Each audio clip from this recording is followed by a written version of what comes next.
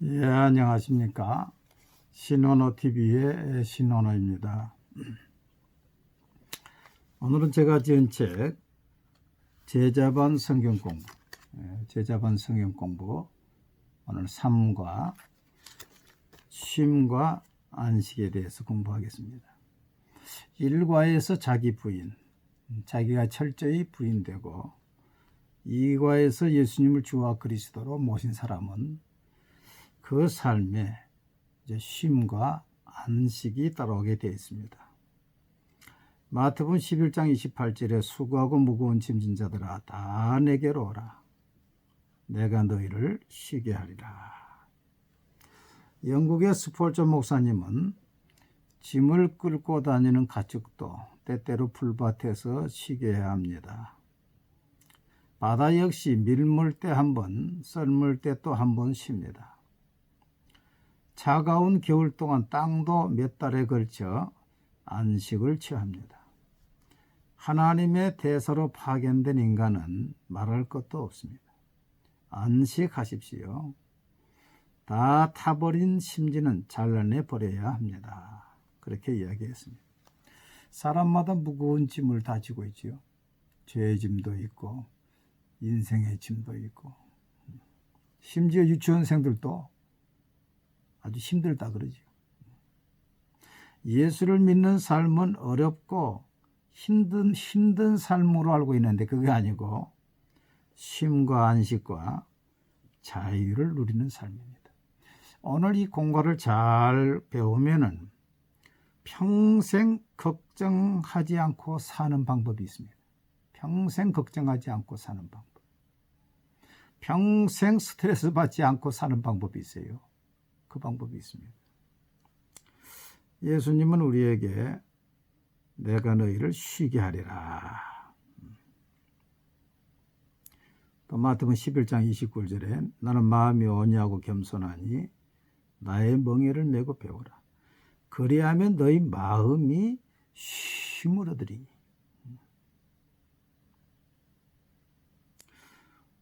이는 내 멍에는 쉽고 내 짐은 가벼움이라 하시더라. 그 예수 믿기가 힘든 줄로 알고 하는데 그게 아니에요. 아주 가볍다는 것입니다. 팔레스타인의 멍에는 일자 멍에입니다. 그래서 이제 두 마리를 결의를 하죠. 소는 소대로, 나귀는 나귀대로, 말은 말대로. 그래서 한 마리하고 두 마리가 같은 멍에를 매죠. 내가 멍에를 맬 때에 이 옆에 있는 또 한 분은 누가 맵니까? 예수님이 매는 거예요. 우리가 직분이 힘들다 하지만은 주님이 함께 져주는 거예요. 그러니까 쉽고 가벼운 거예요. 다윗은 자기의 심경을 이렇게 고백을 합니다. 시편 131편 2절에 실로 내 영혼으로 고요하고 평온하게 하기를 젖된 아이가 그의 어머니 품에 있음 같게 하였나니 내 영혼이 젖된 아이와 같도다. 여러분, 어머니의 품 안에서 어머니의 모유를 아주 만족스럽게 먹고 포만감에 뚝 떨어져 잠자는 그 아이처럼 평온한 것이 어디가 있겠어요? 아주 만족하지 부족함이 없지. 다윗이 자기 마음이 그렇다는 것입니다. 그러면 다윗은 하나 일이 없었느냐? 그거 아닙니다. 많은 전쟁을 하고 얼마나 많았습니까? 그런데도 그 마음이 젖된 아이와 같은 그 마음을 유지할 수 있는 비결이 있어요. 역대상 14장 10절 14절 보면 다윗이 하나님께 물어 이르되 내가 블레셋 사람들을 치러 올라가리이까? 주께서 그들을 내 앞에 넘기시겠나니까 하니 여호와께서 그에게 이르시되 올라가라. 내가 그들을 내 손에 넘기리라 하신지라. 전쟁이 일어났으면 얼마나 무섭습니까? 근데 다윗은 하나님께 물었어요. 하나님, 내가 올라가리까? 그들을 내게 넘겨주겠습니까? 올라가라. 내가 넘겨준다. 그러니 담대하죠. 가서 얼마나 쉽게 얘기했든지 물을 흠처럼 흩어버렸다 그랬어요. 또 블레셋 사람들이 쳐들어왔습니다. 다윗이 또 하나님께 묻자온대 하나님이 이르시되 마주 올라가지 말고 그들 뒤로 돌아 뽕나무 숲을 맞은편에서 그들을 기습하되 뽕나무 꼭대기에서 걸음 걷는 소리가 나거든 곧 나가서 싸우라. 너보다 하나님이 앞서 나가서 블레셋 사람들의 군대를 치리라 하시니라. 또 응답을 받, 또 물으니까 하나님이 응답해 주세요. 여러분, 하나님께 물으면 하나님이 대답하십니다. 응답 받고 올라가니 담대하죠. 여러분, 만약에 또 블레셋 사람들이 세 번째 쳐들어오면 어떻게 하겠어요? 또 물어야죠. 또 물어요. 하나님이 가지 말라면 안 가면 되는 거지. 역대상 10장 13절 14절 보면 사울이 망한 이유를 말해주고 있습니다. 사울이 죽은 것은 여호와께 범죄하였기 때문이라. 그가 여호와의 말씀을 지키지 아니하고 또 신접한 자에게 가르치기를 청하고 여호와께 묻지 아니하였으므로 여호와께서 그를 죽이시고 그 나라를 이새의 아들 다윗에게 넘겨주었더라. 하나님의 말씀을 첫째 지키지 않고 두 번째 하나님께 묻지도 않고 그러니까 하나님이 그를 죽이고 그 나라를 다윗에게 넘겨주셨다는 것입니다.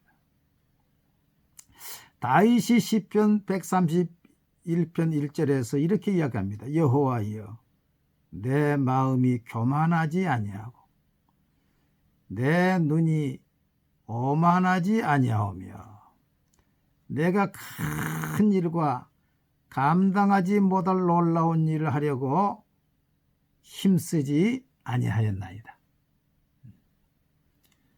보통 사람들이 자기 과시하려고 그 오만 떼가지고 교만 떼가지고 감당하지 못할 일을 저질러가지고 결국 넘어지지 않아요. 다윗은 그렇지 않았다. 하나님께 물어서 하나님이 응답하시면 가고 또 내가 교만 떼가지고 감당치 못할 일을 자기는 하지 않고 물론 다윗이 100% 그건 아닙니다. 인구조사 같은 것은 하나님께 묻지 않았다가 실패했죠. 시편 107편 10절 11절 보니까 사람이 흑암과 사망의 그늘에 앉으며 공고와 쇠사슬에 매임은 하나님의 말씀을 거역하며 지존자의 뜻을 멸시하니라. 보통 우리가 고민 가운데 빠지고 걱정 가운데 빠지는 것은 하나님의 말씀을 거역한 삶을 살았든지 또 내가 감당하지 못할 일을 저질렀든지 그 둘 중에 아마 하나일 것입니다. 내가 내 인생의 주인의 자리에 앉아 있을 때에 나는 질 수 없는 무거운 짐을 지고 있는 것입니다. 우리 교회 집사님의 따님을 제가 주례하면서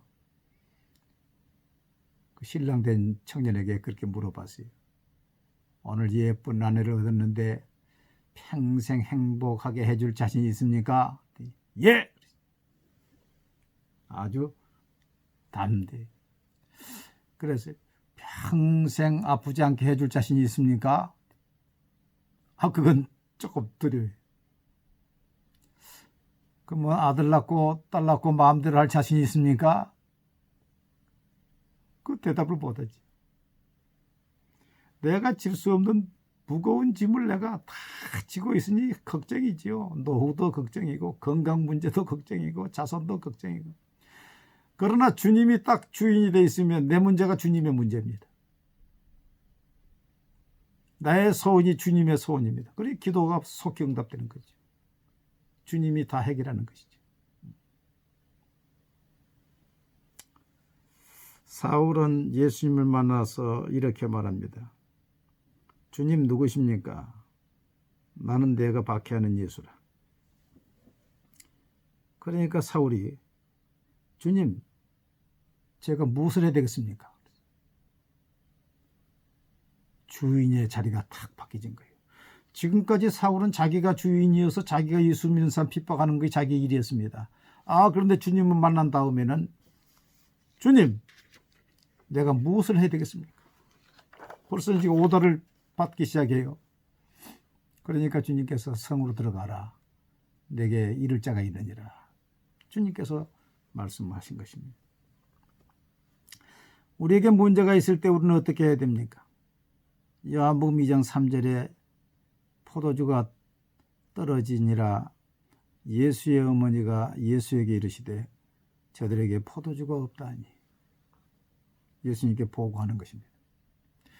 우리의 문제, 부족한 것이 있는 문제, 주님께 보고, 우리의 주인 대신 주님께 보고하는 것입니다. 종은 주님께 보고하고 종은 책임지지 않습니다. 책임질 수도 없습니다. 나의 주인 대신 주님, 내가 이 문제가 있습니다. 이 문제가 떨어졌습니다.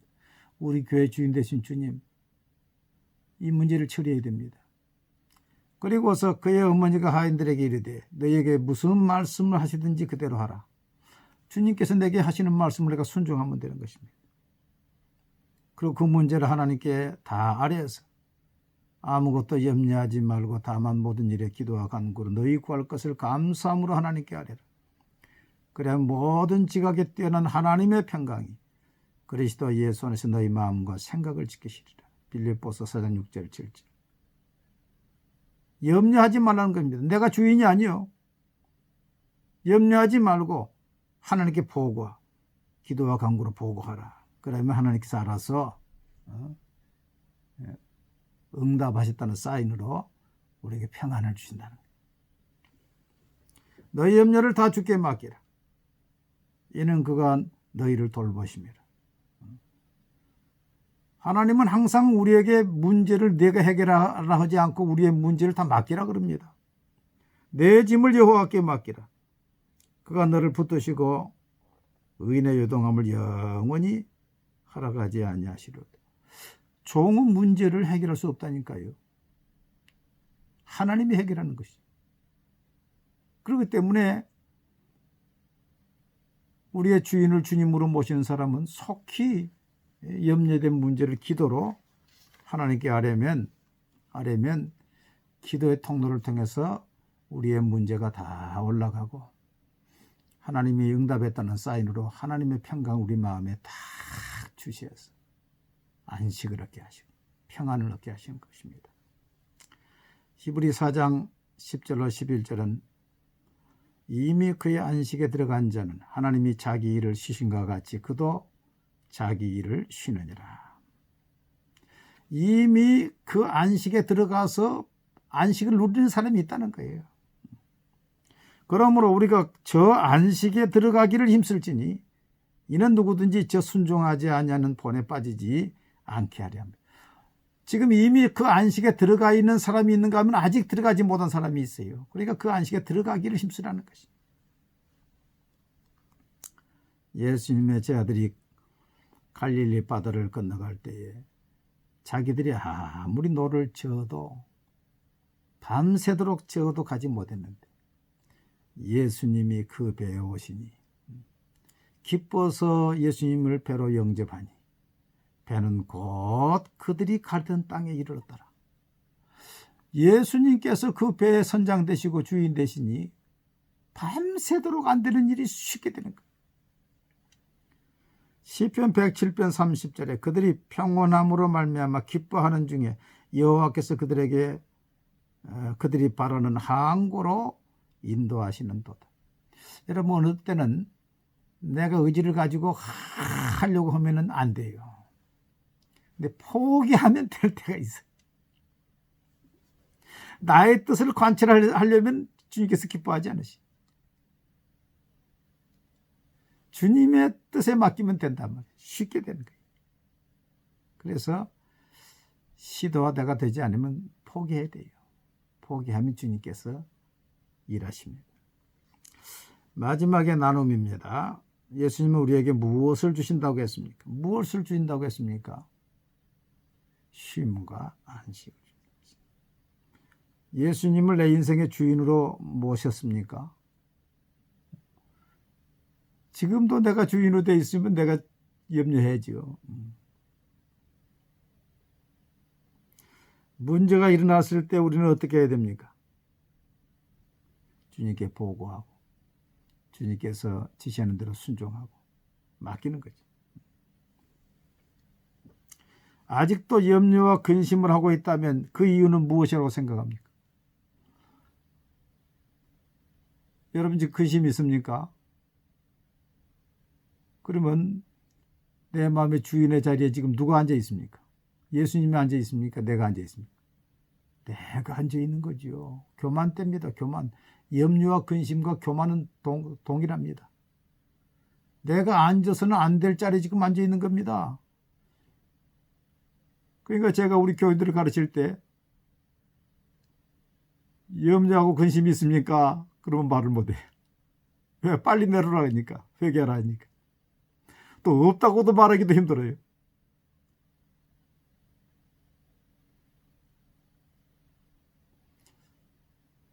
저는 주일날 이제 지출할 것이 많고 내일 다 지출해야 될 금액이 있는데 헌금 결산을 보면은 마음에 금방 두려움이 올 때가 있습니다. 걱정이 탁 들어와요. 그러면 그날 밤이 주일 밤이 우울합니다. 그래서 언젠가부터는 회계 결산을 보지 않고 제가 옵니다. 제가 편안하게 와요. 괜히 봐가지고 주님이 해결할 것인데 내가 염려하고 근심하고 주일 밤을 우울하게 보낼 필요가 없단 말이에요. 주님, 저는 가시로 갑니다. 주님 우리 교회 주인이십니다. 내일 얼마가 필요합니다. 그거 와서 새벽에 가 기도하죠.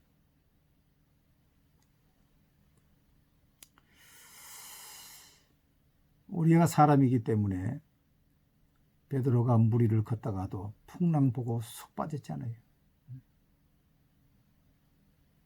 사람이기 때문에 내가 주인을 주님으로 모시고 살면서도 풍랑을 보면은 그만 두려움이 확 들어와서 근심의 자리에 또 내가 주님의 자리에 앉아 있어요. 빨리 내려와야 됩니다. 회개하고 빨리 내려가고 주님이 나의 주인이십니다. 주님이 우리 가정의 주인이십니다. 주님 우리 교회의 주인이십니다. 내가 어떻게 해야 되겠습니까? 이게 꾸준히 쉼과 안식을 누리는 삶이라고 봅니다.